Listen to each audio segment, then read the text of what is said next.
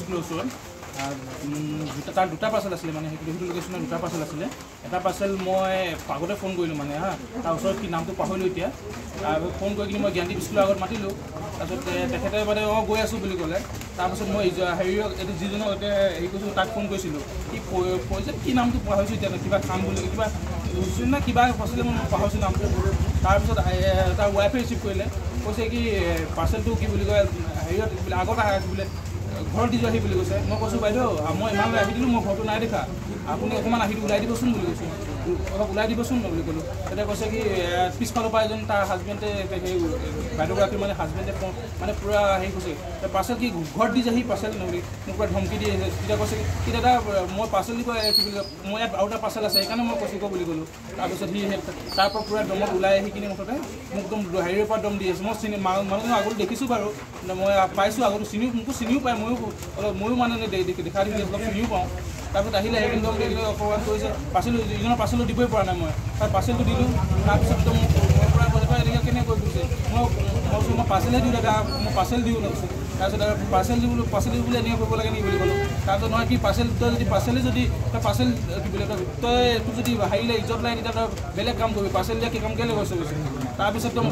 মোক মই এনেকুৱা দেখি মই স্কুটিৰ পৰা নামি দিলোঁ তেতিয়া মোক ধৰি লৈ কিনি পূৰা একদম মাৰিব লৈছে মানে পূৰা তোক তই চাই থাকিবি তোক কিবা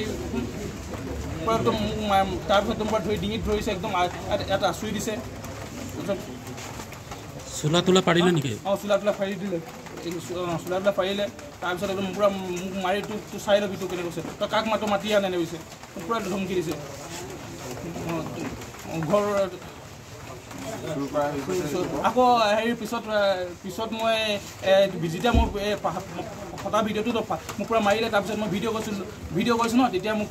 চোৰৰ বদনাম দিছে মোক ঘৰত চুৰ কৰিলে বুলি কিনে মোৰ ঘৰত কেলৈ চুৰ কৰিব আহিলি ইমান দিনৰ ওপৰত কিবা কিবি কৈছে মই পাহৰিছোঁ মানে কিন্তু ভিডিঅ'টো আছে মোৰ ওচৰত তাতে মোৰ ভিডিঅ'টো ওলোৱা নাই চাগে এইটো কিন্তু মোক কৈ আছে মানে পূৰা দম দি আছে মানে ক'ব নালাগে মোক অনা অসমীয়া এই বাংলাদেশী মিয়াকেইটাই যে আহি পেলাই আমাৰ ভূমিপুত্ৰ সন্তানকেইটাক যে মাৰপিট কৰিব এই কথাটো কিন্তু আমি মৰাণ ছাত্ৰ সন্থাই কেতিয়াও সহ্য নকৰোঁ তালাপত যিহেতু এটা সুস্থ বাতাবৰণৰ যি পৰিৱেশ এই পৰিৱেশ কিন্তু বাহাল আছিলে কিন্তু অনা অসমীয়া যি বাংলাদেশী মিয়াই আহি আচলতে তালাপ অশান্ত কৰিবলৈ তেওঁলোকে ক'ত সাহস পালে আমি প্ৰশ্ন কৰিব বিচাৰিছোঁ আৰু মৰাণ ছাত্ৰ সন্থাৰ পৰা সকীয়াই দিব বিচাৰিছোঁ অনাগত সময়ত এনেকুৱা ধৰণৰ ঘটনা কিন্তু আমি সহ্য নকৰিম ইয়াৰ পৰা কিন্তু মিয়াক আমি বাংলাদেশলৈ খেদাই দিবৰ কাৰণে আমি বাধ্য হ'ম আমি মৰাণ ছাত্ৰ সন্থাই পুনৰবাৰ সকীয়াই দিছোঁ মিয়াই যদি তালাপত আগ্ৰাসন চলাবলৈ আহে এই ভূমিপুত্ৰসকলক মৰাণসকলক যদি আগ্ৰাসন চলাবলৈ আহে তেনেহ'লে কিন্তু ইয়াৰ পৰা মিয়া যে খেদ খাব এই কথা কিন্তু স্পষ্টভাৱে কৈ দিব বিচাৰিছোঁ আৰু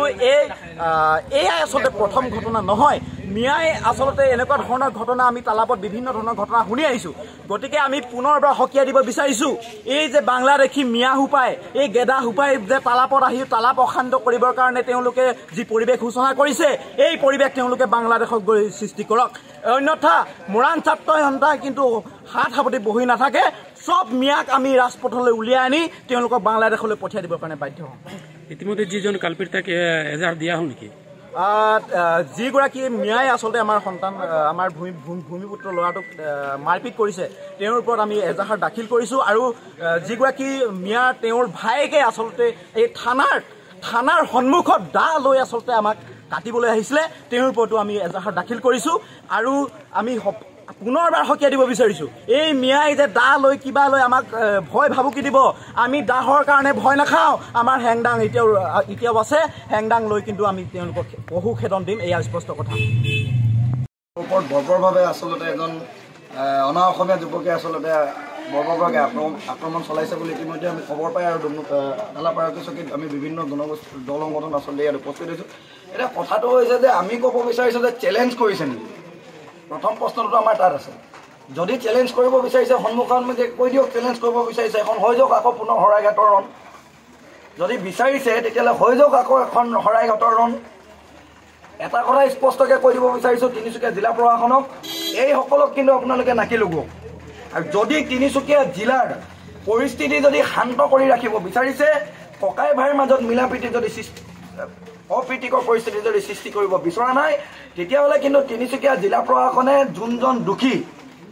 অতি শীঘ্ৰেই কৰেক্ট কৰি কিন্তু জেল হাজতলৈ নিক্ষেপ কৰক অন্যথা কিন্তু এক ভয়াৱহ পৰিস্থিতিৰ সৃষ্টি হ'ব আৰু যিখন আচলতে যুদ্ধ আৰম্ভ হ'ব সেইখন কিন্তু ৰখাবলৈ কিন্তু তিনিচুকীয়া জিলা প্ৰশাসনে আমাক কিন্তু বীৰ চেতনাখনত ত্যাগ কৰিলে নহ'ব। একদম স্পষ্টকৈ কৈ দিব বিচাৰিছোঁ, এজন খিলঞ্জীয়া যুৱকে যি সময়ত নিজৰ পৰিয়াল চলোৱাৰ স্বাৰ্থত দিনটো 300 টকা হাজিৰা কৰি আচলতে কোৰিয়াৰ ছাৰ্ভিচত কোৰিয়াৰ দি আচলতে জীৱন পোহপাল দি আহিছে আৰু তাৰ পিছত এজন বহিৰাগত ব্যক্তিয়ে খিলঞ্জীয়া যুৱকক কাম কৰি খোৱাৰ পিছতো যদি বৰ্বৰভাৱে আক্ৰমণ কৰে সেয়া কিন্তু আমি কোনো কাৰণতে মানি ল'ব নোৱাৰোঁ। গতিকে এটা কথা স্পষ্ট, তিনিচুকীয়া জিলা প্ৰশাসন তালাপ আৰক্ষী চকীয়ে যদি অতি শীঘ্ৰে এজনক যদি গ্ৰেপ্তাৰ কৰি যদি জেল হাজতলৈ নিক্ষেপ নকৰে তেতিয়াহ'লে কিন্তু এখন গণতান্ত্ৰিক জংগী আন্দোলন গঢ়ি তোলা হ'ব। একদম স্পষ্টকৈ কৈছে। পুনৰবাৰ কৈছোঁ, যদি চেলেঞ্জ কৰিব বিচাৰিছে চেলেঞ্জ একচেপ্ট কৰিছোঁ। কোনখিনিত যুদ্ধ কৰিব বিচাৰিছ কৈ দে, তাতে গৈ পিটি দে। অনা অসমীয়া আৰু মুঠতে মিয়াৰ অটপালি ইয়াত চলিবলৈ দিয়া নহ'ব। একদম স্পষ্ট কথা। ইতিমধ্যে যিজন তাৰ ভাইটি আহি পিনে ইতিমধ্যে কেইবাজনক মানে দাল লৈ আহিছে বুলি কথা শুনিছে, কি ক'ব? কিন্তু কি কয় প্ৰশ্নটো কি কৰিলে আপুনি? তাৰ ভাইটি ভায়েকে দাল লৈ আহিছে বুলি কৈছে। নাই, ইতিমধ্যে আমাৰ সংগ্ৰামী যুৱকসকলে প্ৰতিজন খিলঞ্জীয়া যুৱকে আচলতে যুৱকজনক ধৰি আৰক্ষীক চকীত গতাই দিছে। আৰু কেৱল মাত্ৰ সেই যুৱকজনকে নহয়, যিহেতু কৈছে যে দা লৈ অসমীয়া যুৱকৰ ওপৰত আচলতে আক্ৰমণ কৰিবলৈ আহিছে, যদি আমি হেংদাং উলিয়াবলৈ নালাগে, যদি তালাপৰ ৰাজপথত যদি হেংদাং আৰু দা যদি উলিয়াব নালাগে তেতিয়াহ'লে কিন্তু তালাপ আৰক্ষী চকীয়ে যোনজনে আচলতে দা আনি ইয়াত কি ক'ব বিচাৰিছে সেইজনক কিন্তু জেল হাজতলৈ নিক্ষেপ কৰক। আমি শুনিছোঁ যুৱকজনক প্ৰাণে মৰাৰ চেষ্টা কৰিছিলে। গতিকে যদি পৰিস্থিতি উত্তপ্ত হ'বলৈ নহয় তেতিয়াহ'লে আৰক্ষী প্ৰশাসনে দুয়োজন ককাই ভাইক অতি শীঘ্ৰে জেল হাজতলৈ নিক্ষেপ কৰক, সেয়া কিন্তু আমি কৈ দিব বিচাৰিছোঁ।